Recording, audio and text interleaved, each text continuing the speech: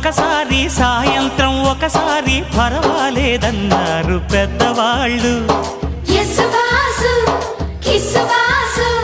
సావిట్లో ఒకసారి సందిట్లో ఒకసారి చలి కాగాలన్నారు చిన్నవాళ్ళు.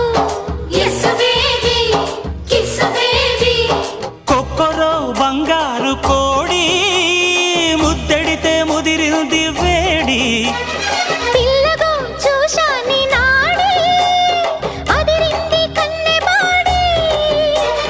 గుట్టుగా దోపిడి చెయ్యనా గుమ్మడి తాళలేను తీపి రాపిడి.